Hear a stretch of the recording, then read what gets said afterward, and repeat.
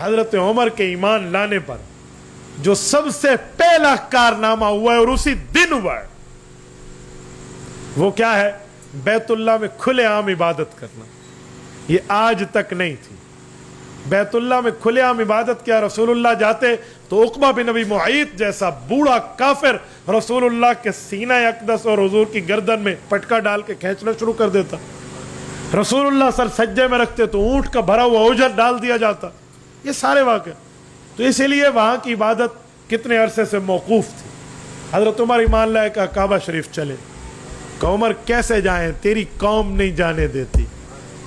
اب جواب ہے کہ میری قوم جانے اور میں جانوں. آپ تو چلے نا.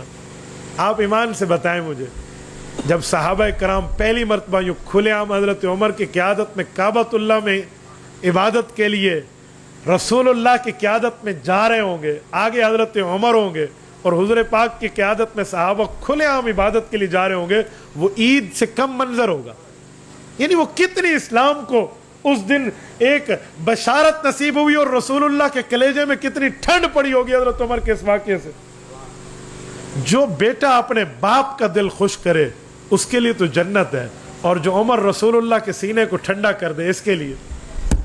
ایسے بہنوئی 10ویں نمبر پہ اور خود دوسرے نمبر پہ نہیں ہے. اچھا اتفاق ان لوگوں نے تو حضرت عمر کو بھیجا تھا جاؤ سر لے کر آؤ, اور حضرت عمر تلوار لے کر آگے چل رہے ہیں اور یہ سمجھ رہے ہیں سارا آ رہا ہے, اور حضرت عمر بڑے ہنس ہنس کے ان کو کہتے ہیں آؤ یہ جو دشمن ابو جہل اینڈ کمپنی سمیت ٹھہرے ہیں, بھائی اگر تمہیں چاہتے ہیں نا کہ تمہاری بیویاں کہیں ہمارا بھی کوئی شوہر ہوتا تھا اور تمہاری اولادیں کہیں ہمارا بھی کوئی ابو ہوتا تھا, آؤ ذرا عمر کی تلوار تمہارا انتظار کر رہی ہے. اب کس کافر نے سامنے آنا ہے؟ یہ کھلے عام عبادت ہوئی ہے.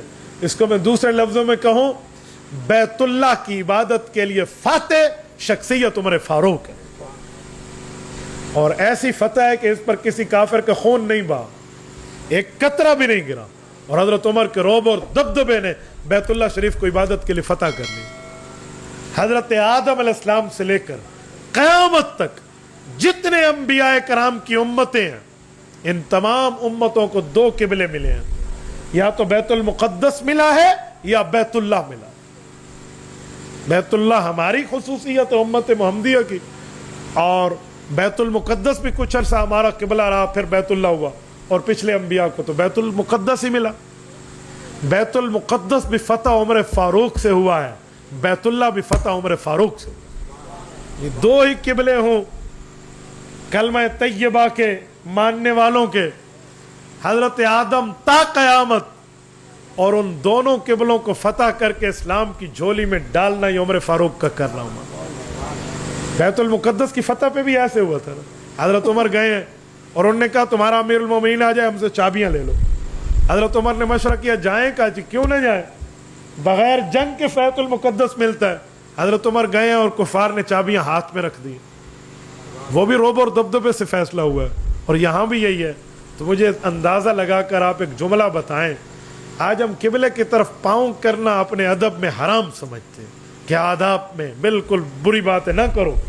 ہم پاؤں کرنا غلط سمجھتے ہیں. جس نے ان قبلوں کو آزاد کر کے اسلام کی جھولی میں ڈالا ہے اس کا مقام کتنا ہوگا. حدیث پاک ہے جامع ترمذی جلد 2 میں, اللہ کے رسول نے فرمایا من سنہ سنتن فی الاسلام حسنتن فلہ اجرہا واجر من عمل بہا من بعد.